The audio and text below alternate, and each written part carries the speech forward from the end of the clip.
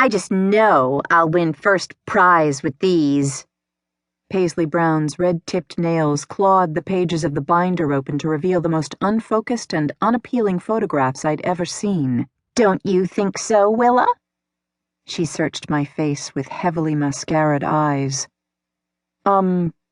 Sure." I stared at the photos. Win? I didn't think so.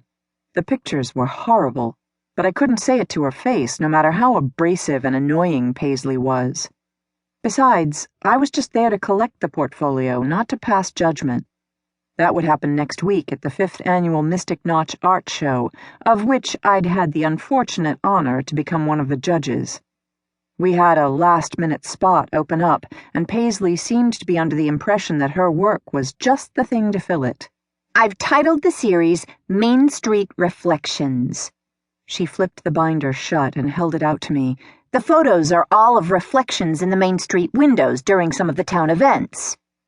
How clever. That explained why they were so blurry. I took the binder and she brushed past me, her cheap perfume tickling my nose as she wriggled down the aisle of her photography store in a tight jean skirt and short-sleeved pink cashmere sweater bursting at the buttons. My brows jumped up a fraction of an inch as I watched her. I was no prude, but her clothing choice was a bit revealing for someone her age, which I guessed to be mid-40s. But then, I'd heard Paisley liked to flaunt it. I couldn't help but glance down at my own choice of attire. The faded jeans and loose gray t-shirt provided a sharp contrast to Paisley's outfit, which, I had to admit, didn't look all that bad on her. She had a good figure. Curvy. Mine, while not as curvy, wasn't too bad either, especially considering I had a good 6 or 7 years on her.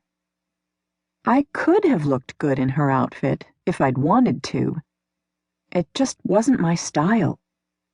I brushed a smudge of dirt from the hem of my shirt. Being a bookseller that specialized in used and antique books, I came in contact with lots of dirt, and it frequently found its way onto my clothes. You wouldn't believe the condition of some of the books people brought into my store, straight out of the attic or basement and loaded with decades of grime.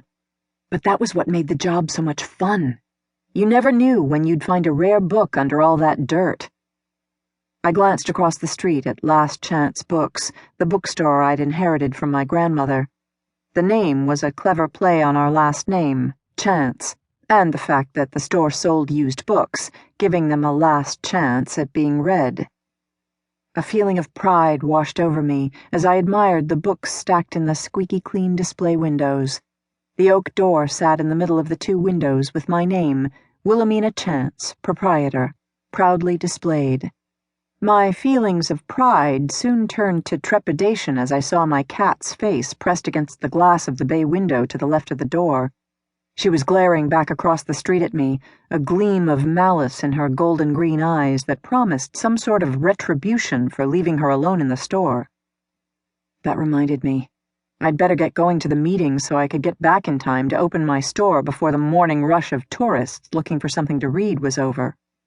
"I've already bought the tents and tables for my display, and am putting these frames together so they will all match." Paisley had made her way to the center of the studio and was pointing to a pile of wide black lacquer frames. "Those look expensive." I inched my way backward toward the door. "They were, but I think the investment will pay off in spades, especially if I win the blue ribbon."